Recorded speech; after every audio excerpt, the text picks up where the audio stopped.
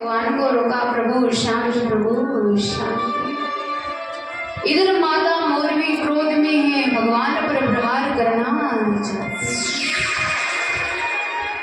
माता कामाख्या ने मोरवी को भी रोका, अरे मोरवी बेटा शांत, ये तू क्या कर रही है? तू किनके साथ युद्ध कर रही है? स्वयं परम पिता तेरे सामने खड़े, इनके साथ तो युद्ध कर रही है। अरे एक तेरा पिता मुर क्या हजारों मुर पैदा हो जाए फिर भी भगवान का बाल विवाह नहीं कर सकता। तुझे पता है ये कौन है? ये स्वयं परमात्मा है। बेटी शांत। जब मोरवी को ये बात कही तो माता मोरवी का क्रोध शांत हुआ और कहा, तू इतना आक्रोश कर रही है, इतना क्रोध कर रही है अपना पिता की मृत्यु पे कि तेरे पिता की मृत्यु हो गई। अरे तेरे पिता की मृत्यु नहीं हुई है, तेरे पिता का तो कल्याण है, क्योंकि भगवान के हाथों मरता है इसका तो कल्याण है। जो भगवान का नाम लेते हुए मर जाए वही मोक्ष की प्राप्ति पाले। तो स्वयं तेरे पिता तो भगवान के हाथों। बेटी तुम्हें शोक नहीं करना चाहिए, तुम्हें तो परमात्मा का धन्यवाद करना चाहिए कि तेरे पिता की परम गति हुई। और तुझे पता है ये कौन है? अरे ये तेरे होने वाले ससुर भी होंगे, ये तेरे होने वाले भावी ससुर हैं कि इनके भाई के बेटे के साथ तेरा विवाह होगा। कौन कह रही है? माता कामाख्या। जब ये बात बताई तो मोरवी को बड़ा दुख हुआ और कहते हैं माता मोरवी हाथ जोड़कर भगवान से क्षमा मांग रही है। कैसे? शीश झुका कर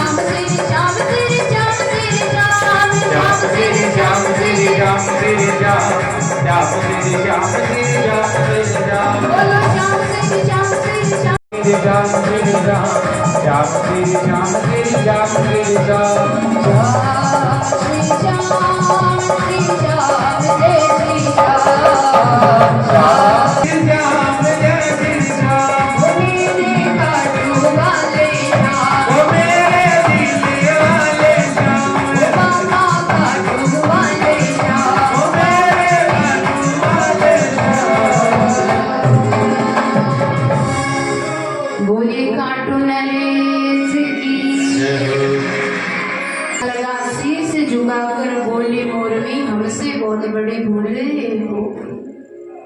हे प्रभु, हम नादान हैं, बालक हैं, हम आपको पहचान नहीं पाए।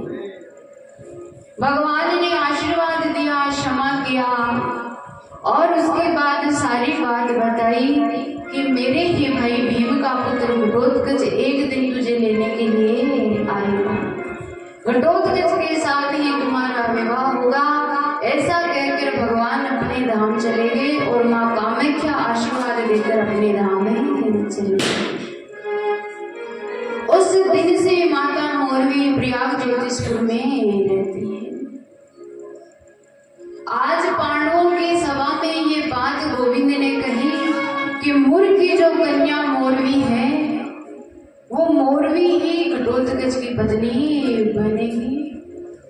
युधिष्ठिर जी बोले ना ना ना, हे प्रभु, ऐसे बलशाली कन्या जो आपको ही युद्ध में हरा रही थी वो कन्या हमारे घटोत्कच के लिए नहीं, हम तो कोई दूसरी देख लेंगे,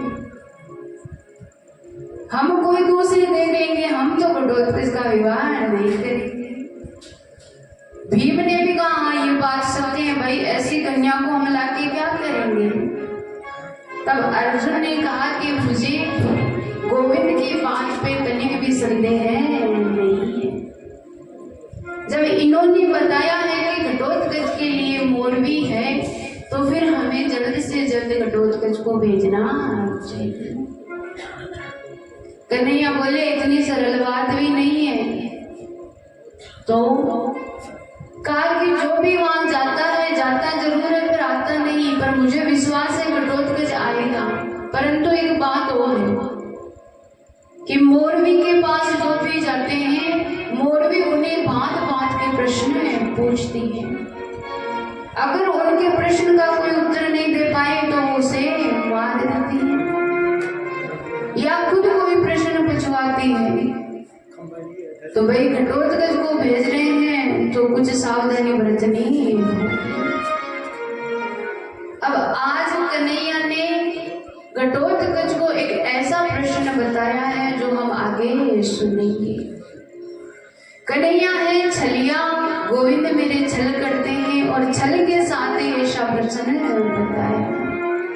घटोत्कच के कान में सारी बात बता दी कि घटोत्कच तुम जाओ और तुम जाकर ऐसा ऐसा करना, मोरवी तुमसे हार जाएगी, तुम्हारे साथ आएगी। माताओं बहनों भाइयों, समस्त पांडवों का आशीर्वाद लेकर स्वयं ठाकुर जी का आशीर्वाद लेकर 3 सखा को साथ में लिया। कितने माताओं, कितने बोलो ना, कितने? 30 नहीं, 3।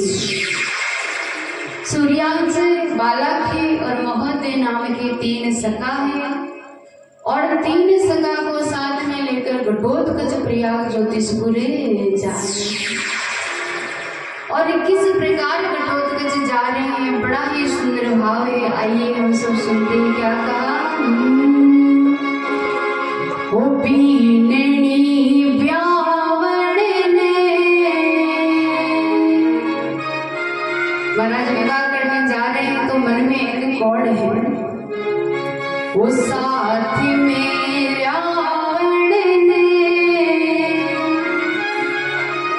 अरे चलो चलो भी में को लाल पिंगली रावण ने, साथ में रावण ने, पिंगली रावण ने, साथ में रावण ने, चलो चलो भी में गुलाल, चलो चलो भी में गुलाल।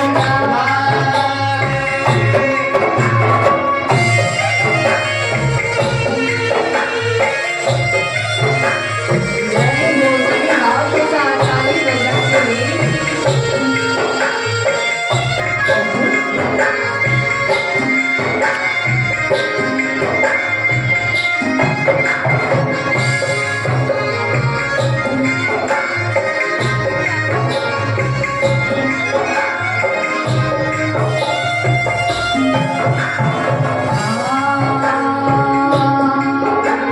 ये आका गोविंद की घटोत्कच काल कटोरे, ये आका गोविंद की घटोत्कच चाल कटोरे, बोले आका कान्हा की घटोत्कच काल कटोरे, ये आका कान्हा की घटोत्कच चाल कटोरे।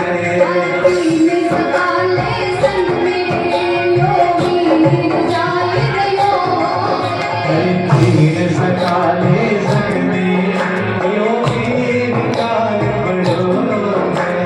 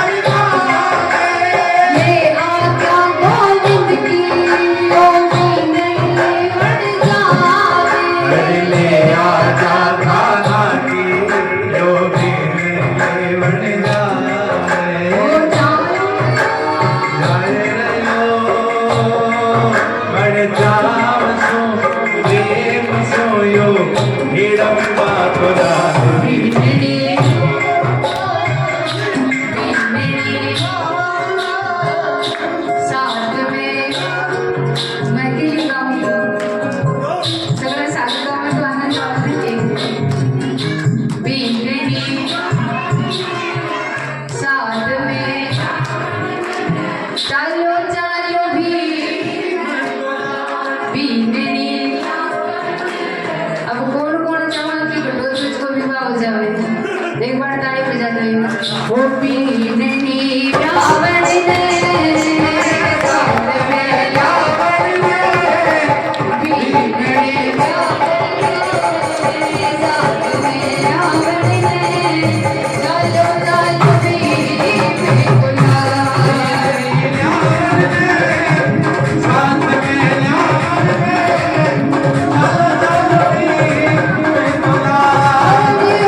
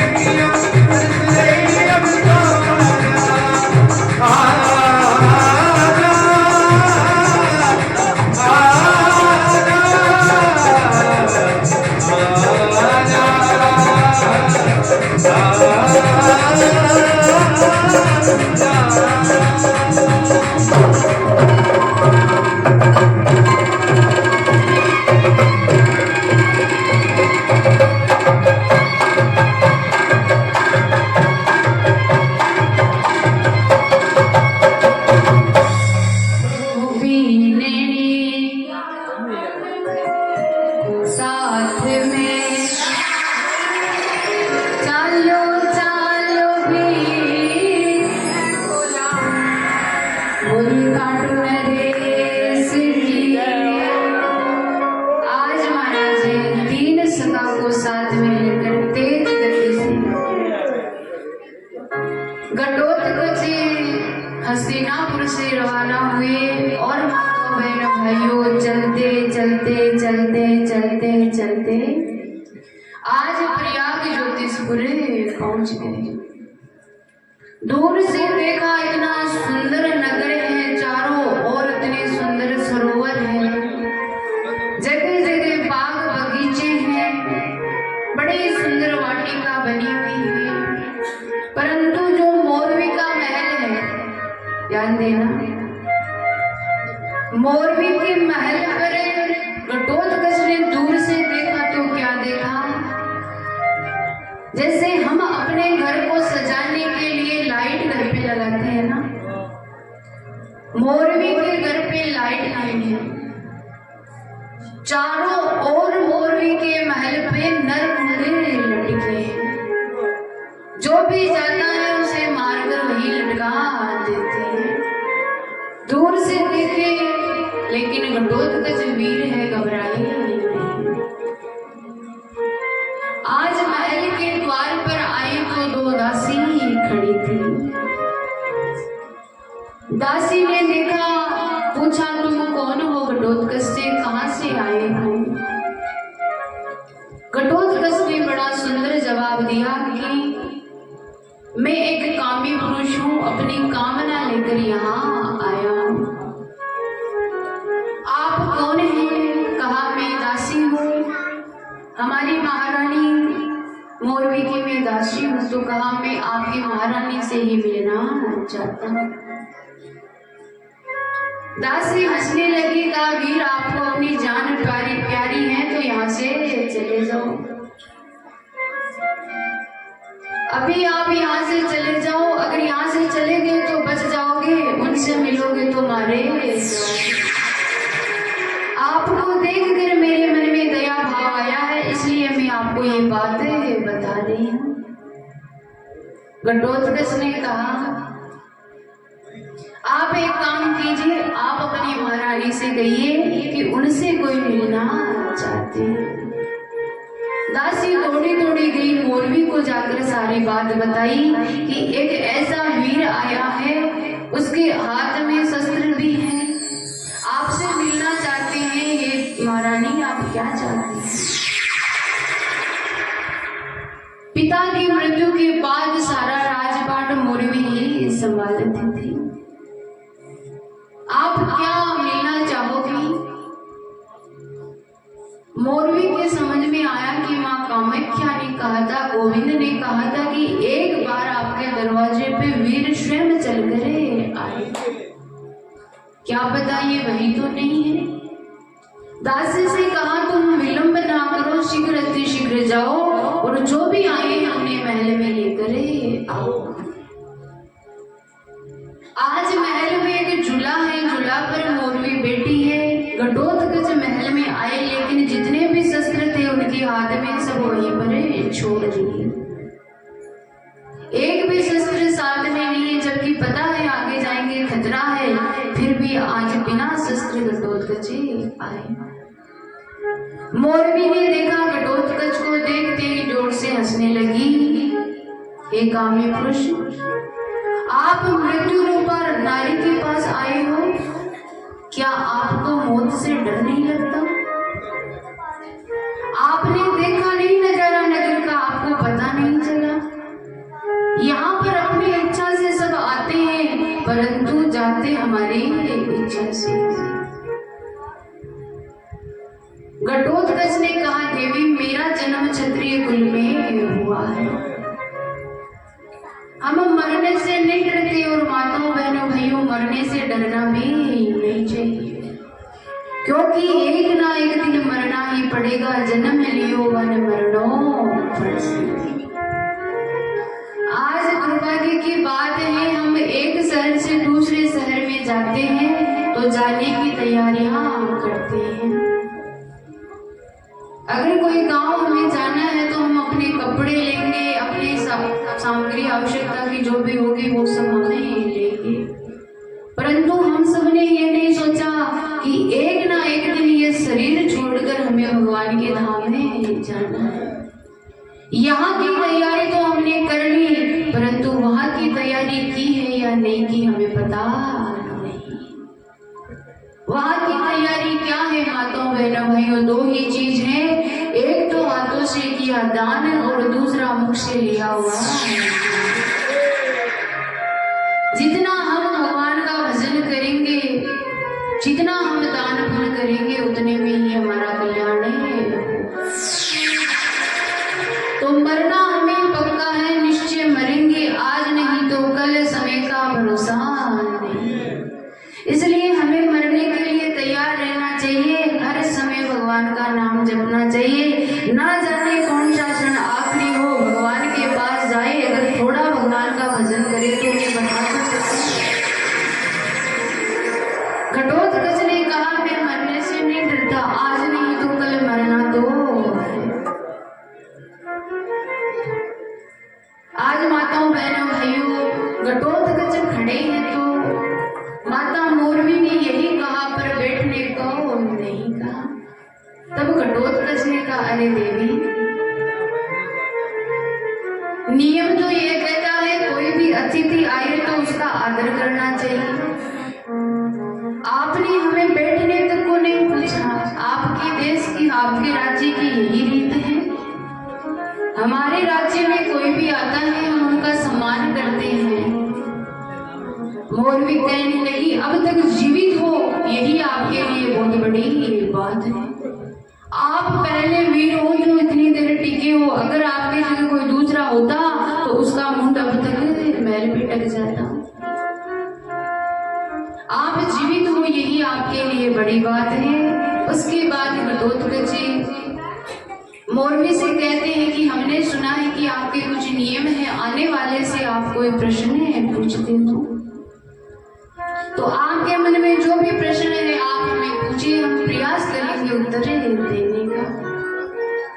मौलवी ने कहा, सदैव मैं ही पर आज आपकी वीरता देखकर मुझे लगता है कि आपको मुझे प्रश्न पूछना चाहिए। और आप जो मुझे पूछोगे, अगर मैं उत्तर दे पाई तो मैं आपके चरणों की दासी हो जाऊंगी, और ना दे पाई तो आपको भी मारकर वहां लटका। माताओं बहनों भाइयों, घटोत्कच ने आज वहीं पर कहते हैं कन्हैया का ध्यान किया, मेरे गोविंद के चरणों में प्रणाम किया, और जो प्रश्न घटोत्कच को कन्हैया ने बताया वो प्रश्न घटोत्कच मोरवी से पूछ लीजिए। ऐसा अटपटा प्रश्न है कि जिसका कोई भी उत्तर नहीं। क्या प्रश्न है? घटोत्कच ने पूछा, हे देवी एक बात बताओ, मैं आपसे पूछना चाहता हूं कि एक बार एक परिवार था, एक परिवार का एक व्यक्ति, उसका विवाह हो गया। ध्यान से सुना, विवाह हो गया। विवाह होने के बाद उसकी एक बेटी हो गई।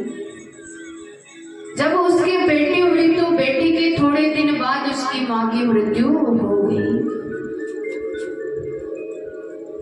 मां के मरने के बाद वो पिता ही उस बेटी का लालन पालन करते हैं, पाल पोस कर बेटी को बड़ा किया। और जैसे ही वो बेटी बड़ी हुई तो उस बाप के मन में पाप आ गया। क्या पाप? उस बाप ने उस बच्ची से कहा कि तुम मेरे पड़ोस की रहने वाली कन्या हो, बचपन में तुम्हारे माता पिता गुजर गए, इसलिए मैंने तुझे पाल पोस कर बड़ा किया है। अब मुझे सहारे की आवश्यकता है तो मैं तेरे साथ विवाह करना चाहता हूँ। और उन दोनों का विवाह हो गया। विवाह के बाद उनको एक बेटी भी हो गई। अब तुम बताओ कि जो कन्या, जो बेटी हुई है, वो बेटी उस आदमी की बेटी होगी या दोहती हो? समझ नहीं आया? एक कन्या बड़ी होती है, विवाह होता है, विवाह होने के बाद माँ गुजर जाती है, और माँ जब गुजरती है तो बाप के मन में पाप आता है, वो पड़ोसी की बेटी बताकर उसके साथ विवाह करता है। और जब उसकी कन्या होती है तो वो उसकी बेटी लगेगी या दोहती लगेगी? माताओं बहनों भाइयों, ऐसा कभी होगा ही।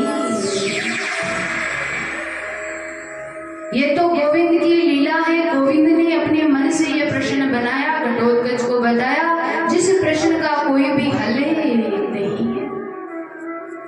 मोरवी ने अपने दिमाग के घोड़े दौड़ाए, लेकिन वो समझ नहीं पाई कि बेटी लगेगी या दोहती लगेगी। क्यों?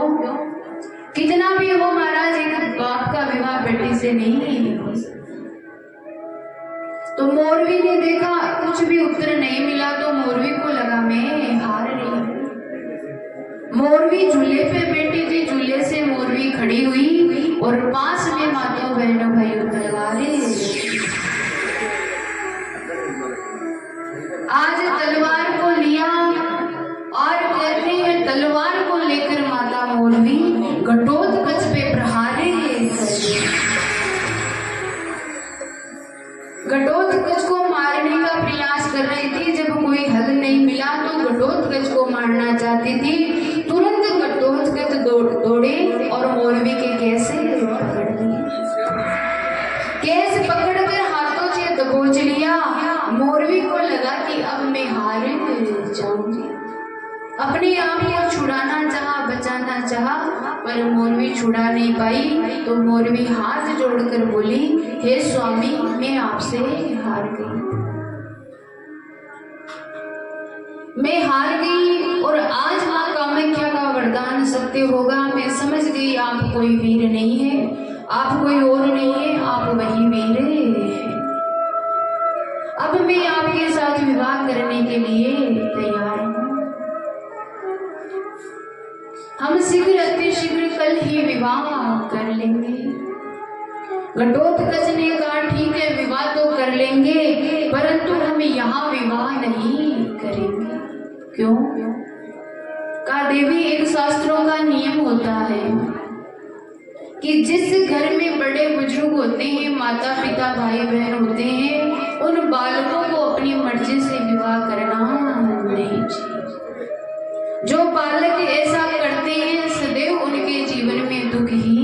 आता है। बड़ी सुंदर शिक्षा मिल रही है। वर्तमान समय ऐसा चल रहा है कि आज हम माँ बाप को छोड़कर अपनी मर्जी चलाते हैं और मर्जी का परिणाम भी हमें भोगना पड़ता है, परंतु समझते नहीं। समय निकलने के बाद हमें आभास होता है, पर कहते हैं ना फिर बचता है क्या हो जब चिड़िया चुग गई। हर व्यक्ति को गलती का एहसास होता है, पर समय निकलने के बाद का देवी माँ बाप के सामने हम विवाह करेंगे। आज मेरे बड़े बुजुर्ग हैं, मैं उनके सामने ही विवाह करूंगा। ऐसी सुंदर बात माता मैं ये बातें गाते हूँ।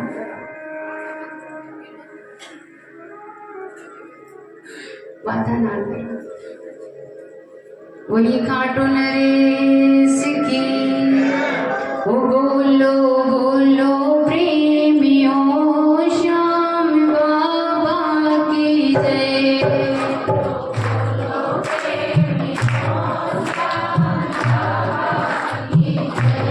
बोलो बोलो प्रेमियों श्याम बाबा की जय।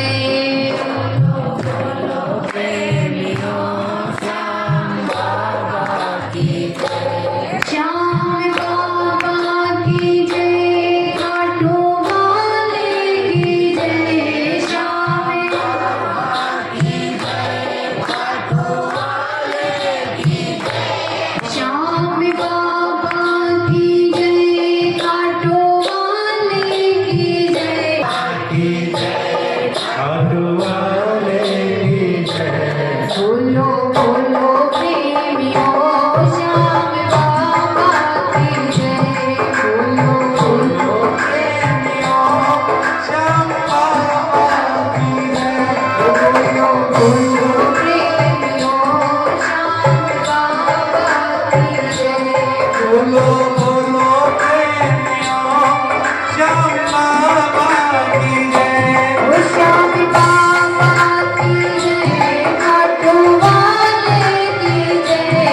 श्याम बाबा की जय। खाटू वाले की जय। बोलो बोलो प्रेमियों श्याम बाबा की जय। प्रेमियों श्याम बाबा की जय।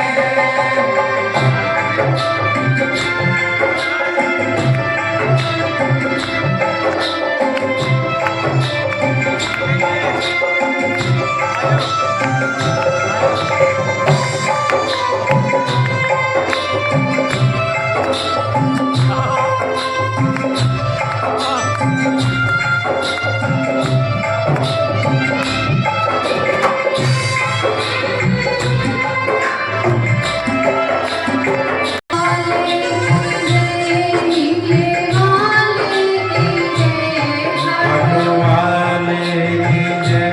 नीले वाले की जय। बोलो बोलो प्रेमियों श्याम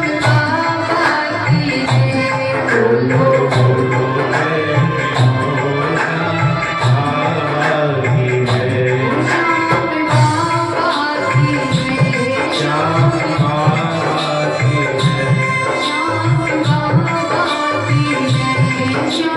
बाबा की जय।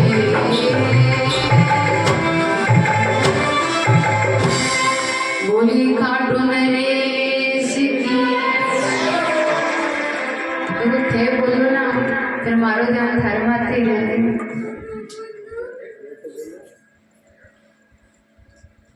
अब बनी बोले कर दी।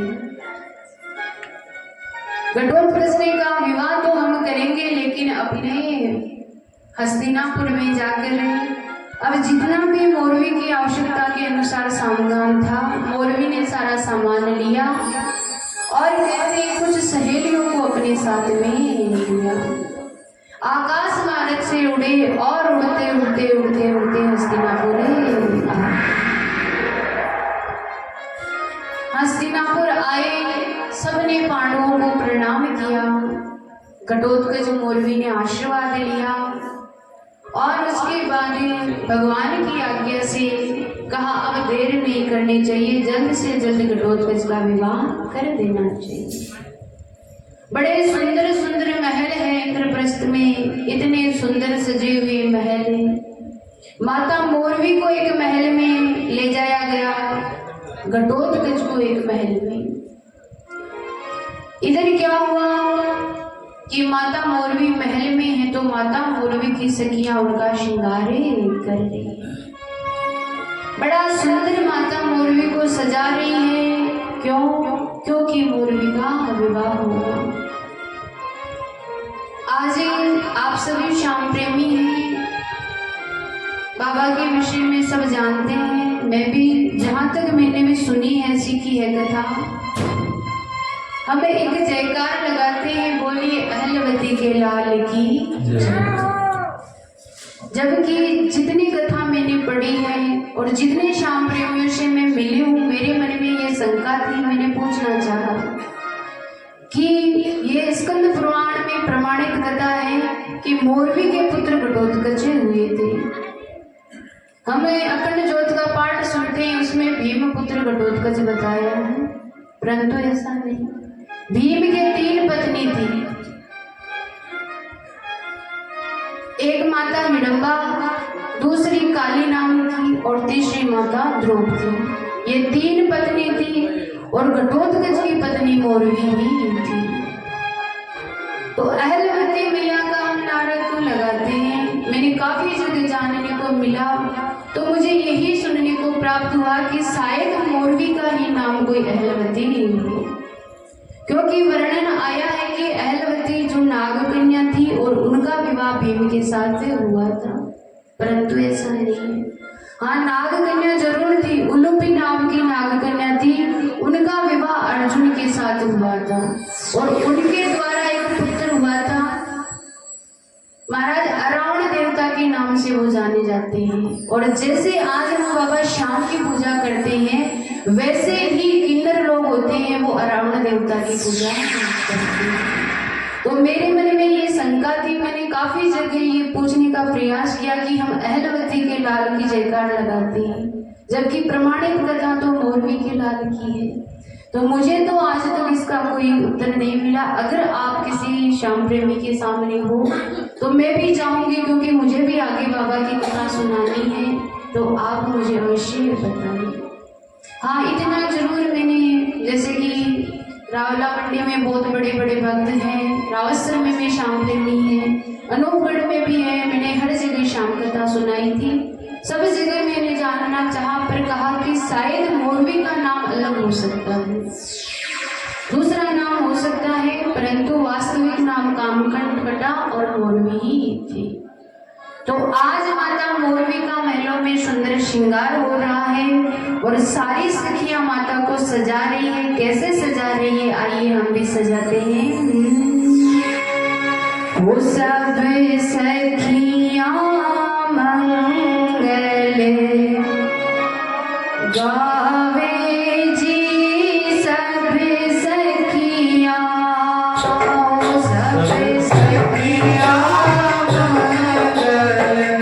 गावे जी सब सखियां, सब सखियां मंगल गावे जी, सब सखियां, सब सखियां। सब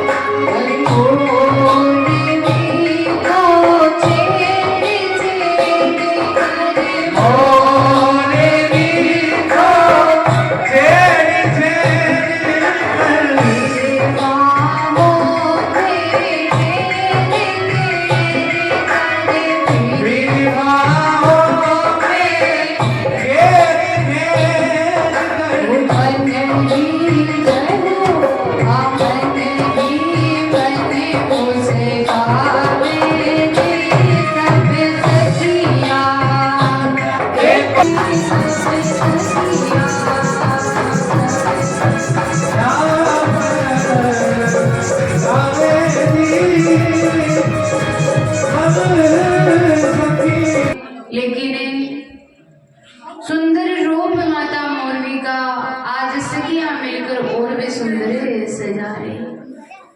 हाथों में मेहंदी, जितने भी श्रृंगार की वस्तु होती है, समस्त श्रृंगार इधर पांचों पांडव मिलकर घटोत्कच को दुल्हा बना रहे के बना रहे हाथों ना अपनी भाषा में बोलो बींद। और जब बींद बनावे तो मातो भले ही तो ये भूल लागो पर ब्याह वाले टाइम तो सभी सजनों जावे। घटोत्कच रे सिर पर एक भी बाल नहीं है, सारो मातो सब नाराज मातो बोल। लेकिन आज सुंदर महाराज घटोत्कच को शेरवानी पहनाते। अब जो भी आउटर पाउडर क्रीम होते हैं सब घटोत्कच को लगाते हैं। एक महल में माता मोरवी, दूसरे महल में इंद्रप्रस्थ में ही दोनों का विवाह। बड़ा सुंदर घटोत्कच को सजा दिया और घटोत्कच की बारात तैयार हो गई। अब ध्यान देना, अपने जसवंतगढ़ में जब बारात जाती है तो 100, 200, 500 इससे ज्यादा बाराती नहीं जाते। परंतु घटोत्कच की बारात जब आ रही है तो घटोत्कच हिडंबवन के राजा हैं।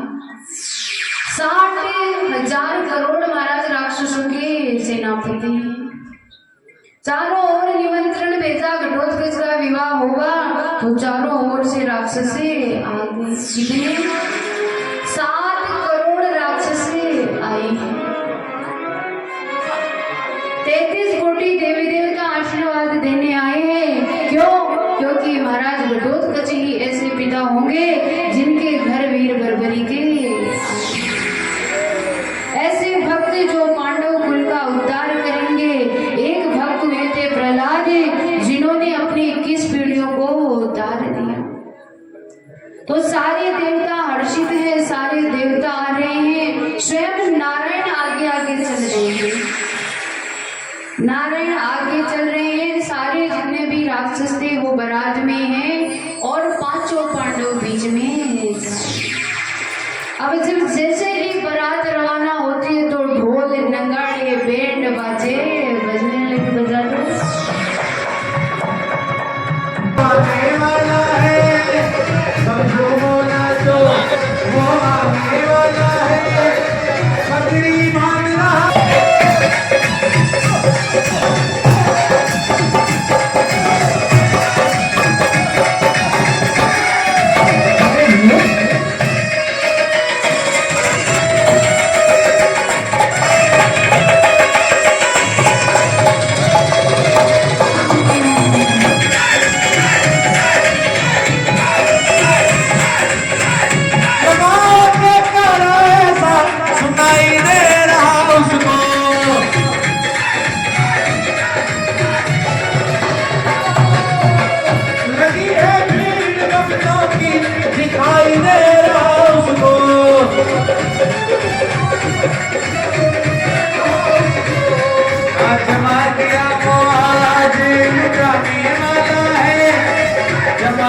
जो उसने आज लुटाने वाला है, पगड़ी बांध रहा है, नीले चढ़ने वाला है।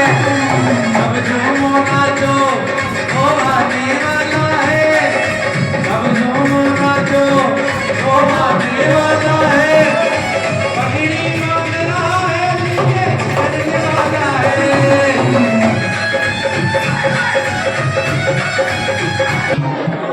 तो मानो बहनों भाइयों, इंद्रप्रस्थ से बारात रवाना हुई। ढोल नगाड़े बाज रहे हैं, घटोत्कच बारात लेकर जा रहे हैं। माता आज द्रौपदी बड़ा सुंदर सगुन मना रही है। जब बारात रवाना होती है तो तिलक लगाती है। घटोत्कच को सुंदर तिलक लगाया और जैसे ही बारात रवाना हुई तो मेरी माताएं गाने लगी और बड़ा ही सुंदर विवाह का मंगल है। क्या गा रही है? वो भी मिलो लो चालो मोर में गानो डारो बचन गानो डारो बचन दीवाने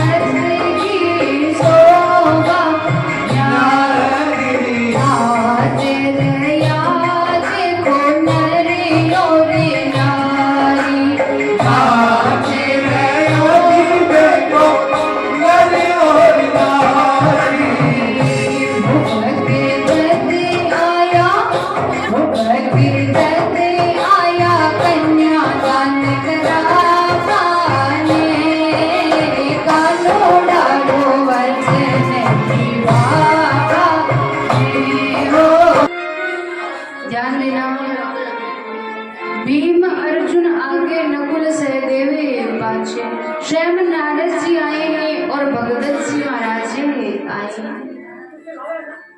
बारात चलने लगी और चलते चलते चलते चलते चलते चलते चलते चलते चलते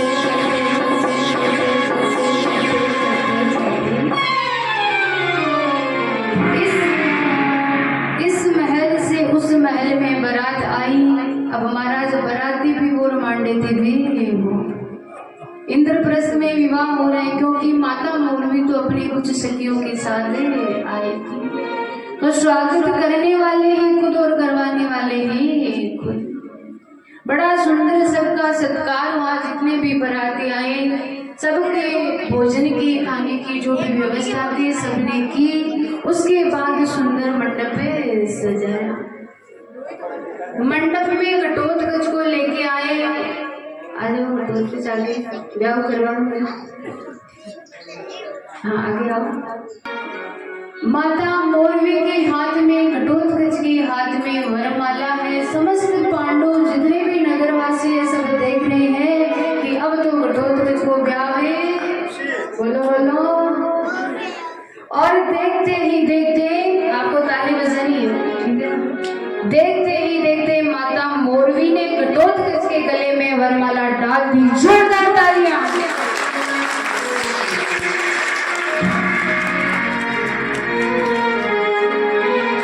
घटोत्कच ने देखा अपने टिकट तो बुक हो गई, अब हमें पीछे क्यों हटे। इधर कहते घटोत्कच ने ही मौलवी के गले में माला हो गया नहीं ब्याह ना हाल तो अधूर हो गया। हाँ पांडव कुल पे खुशियाँ गाओ, सब कोई मंगल गावे हो।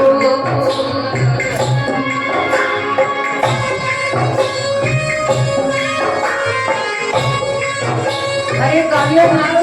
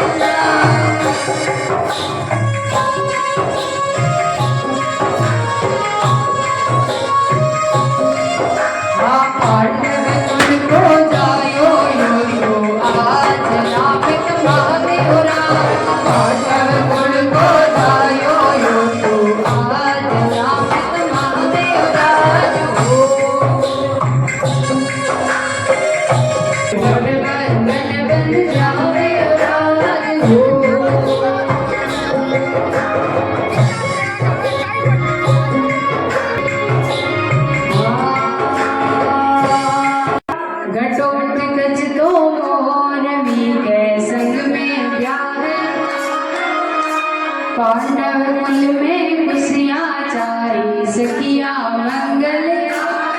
और महाराज दोनों फेरे ले रहे हैं और सारी सखियाँ गा रही है कैसे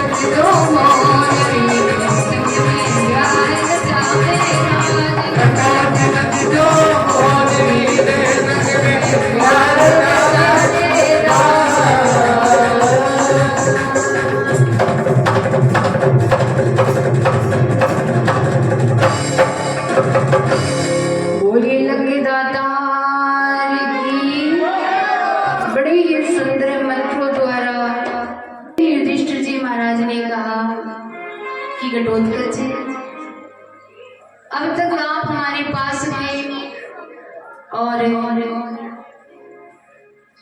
अभी भी आप हमारे साथ हैं, लेकिन अब हमारी आज्ञा है कि आप निडम्ब वन में जाइए, क्योंकि निडम्बा तपस्या में बैठी है, देवियों की आराधना कर रही है। और माताओं बहनों भाइयों, निडम्ब वन का राज संभालने वाला कोई नहीं है। हमने अपना कर्तव्य पूरा किया, तुम्हारा विवाह हो गया, अब तुम जाओ और हिडम्ब वन का राजपाट संभालो।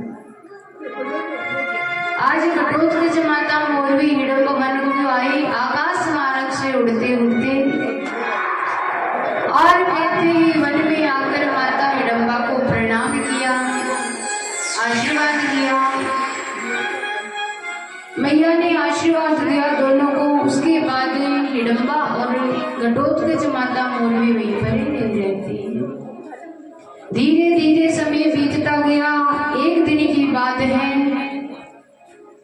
कि माता मोरवी विश्राम कर रही थी, रात्रि का समय था। आपसे निवेदन है, माता मोरवी विश्राम कर रही थी, घटोत्कच भी विश्राम कर रहे थे। अचानक मध्य रात्रि को एक राक्षसी की गर्जना सुनी।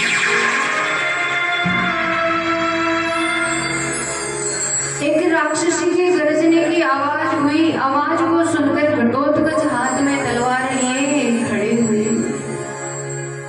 मारने जा रहे थे राक्षसी को। तभी माता मोरवी ने रोक लिया और माता मोरवी ने रोक लिया।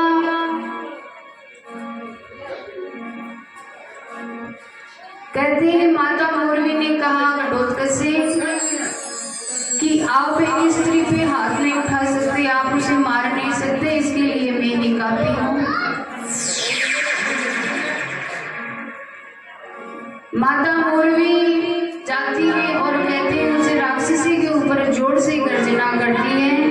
इधर माता राक्षसी गर्जना करती है, उधर माता मोरवी, दोनों आपस में जोर जोर से गरज रहे हैं कि जो सामने राक्षसी डराने के लिए आई थी, वो राक्षसी स्वयं डर कर माता बहनों भाइयों से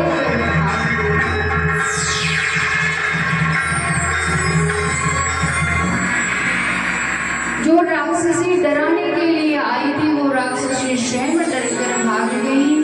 उसके बाद कहते हैं समय बीतता गया और एक बड़ी सुंदर बात है, एक बार के लिए व्यक्ति अपने स्थान पे रुक जाते हैं, भगवान भी अपने स्थान पे रुक जाते हैं, पर समय ना कभी रुका है ना कभी समय अपनी गति से चलता ही रहता है। और आज वो समय आया कि माता मोरवी ने घटोत्कच से कहा कि मेरे यहाँ संतान होने वाली है। कहते हैं माता मोरवी और घटोत्कच के 3 संतान हुए थे। कितनी? कौन कौन? एक सबसे बड़े पुत्र हुए जिनका नाम था अंजन परवा, और दूसरे हुए हमारे वीर बरबरी के, और तीसरे हुए थे मेघवर्ण। 3 संतान हुई। अंजन परवा थे, महाभारत के युद्ध में लड़ रहे थे और अश्वत्थामा के हाथों उनकी मृत्यु हुई। कहते हैं महाभारत के युद्ध में वीर बर्बरिक ने तो अपने शीश का दान दिया, अंजन परवा की मृत्यु हुई, लेकिन मेघवर्ण थे, मेघवर्ण ने ही हिडम्ब वन का राजपाट संभाला। मैंने जो पढ़ा है उसके आधार पर मैं बता रही हूँ। बाबा श्याम यानी वीर बर्बरिक 3 भाई थे। कहते हैं बड़े पुत्र का जन्म हुआ, उसके बाद जैसे ही वीर बर्बरिक भगत माँ के गर्भ में आए तो चारों ओर का वातावरण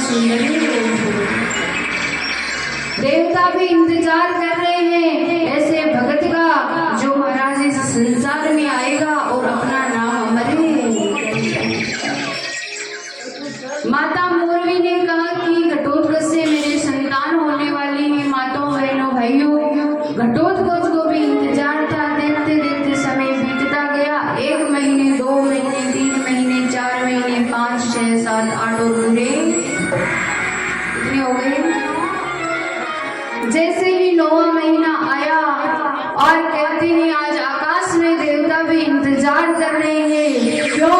क्योंकि भगत नहीं होते तो भगवान को कौन नहीं। आज वीर बर्बरक नहीं होते तो श्याम को कौन नहीं। तो महाराज सारे देवता आकाश में इंतजार कर रहे हैं और देखते ही देखते आज माता मोरवी ने एक सुंदर महाराज बालक को जन्म दिया। बोली लखदाता की। बड़ा सुंदर बालक है, बाल घुंघराले हैं, बब्बर शेर की बातें। सारे देवता हर्षित हैं, आकाश से पुष्पों की वर्षा कर रहे हैं और सब गा रहे हैं नाच में कैसे। माता मोरवी के आंगने में चामलियो अवतार। माता मोरवी के चामलियो अवतार। माता मोरवी के। अरे धरती झूमे अंबर झूमे, धरती झूमे अंबर झूमे, झूमे जो संसार। माता मोरवी अरे रे माता मोरवी के आंगने में चामलियो अवतार। माता मोरवी के।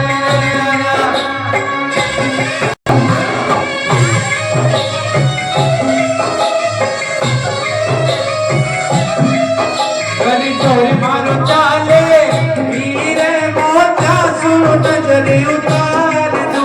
गली चोरी मारो चाले वीरे मोचा सु उतार दो। जैया रे मुंडराई बाबा सोनो चांदी वार दो।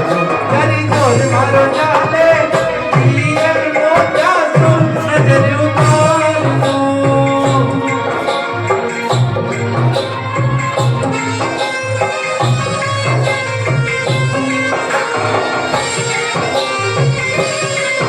अरे प्यारा प्यारा श्याम जी ने आज लिया अवतार।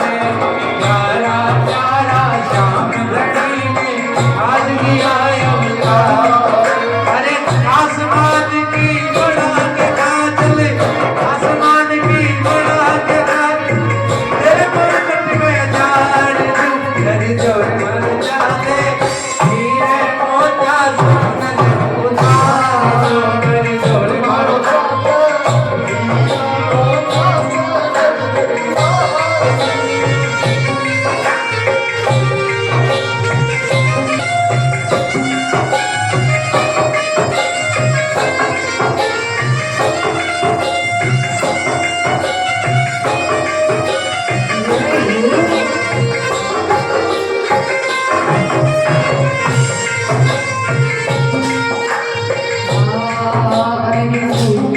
वाला बाल श्याम का मुखड़ो जादू बाबलो गले वाला बाल श्याम का मुखड़ो जादू करो है। गले वाला बाल श्याम का मुखड़ो जादू करो है। मेरा अमृत का प्याला मुखड़ो प्यालो प्यालो। सोने लाय मृत का प्याला मुखड़ो मारो करो है। माता मोरवी के आंगने में चामलियो अवतार। माता मोरवी के।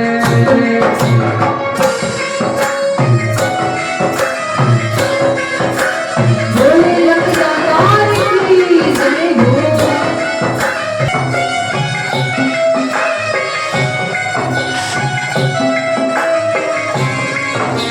जय हो।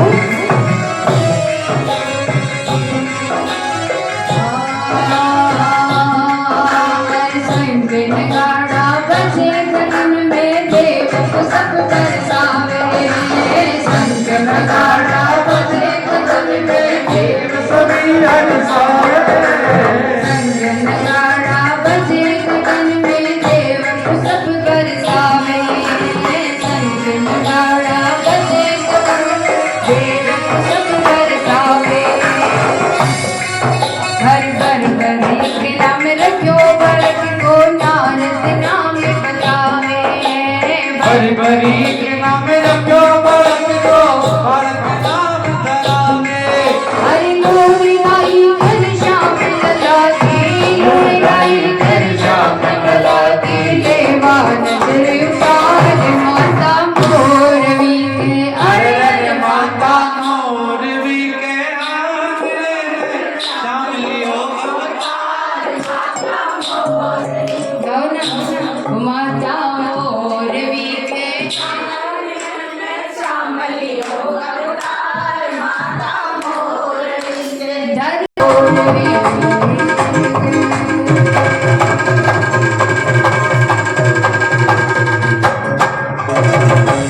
बोली खाटू नरेश की। पांडवों को जब ये बात पता चली तो पांडव हर्षित हुए और कहते उसके बाद सबने बड़े ही धूमधाम से खुशियां मनाई। आगे की कथा में हम सुनेंगे कि वीर बर्बरी ने कहाँ कहाँ तपस्या की, कौन कौन सी तपस्या की और किस प्रकार वरदान में श्याम मोर चढ़ी हरियाणा में, हीरो चमके माथा में दर्द को आरो बाबा श्याम धनी।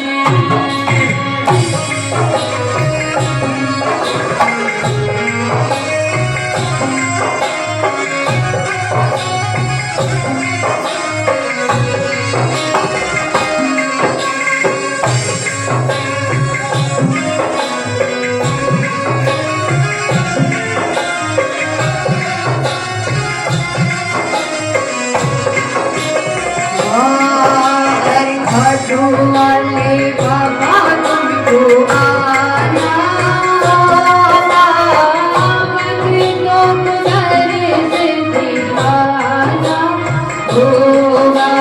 खाटू वाले बाबा आना होगा, भक्तों को दर्श दिखाना होगा।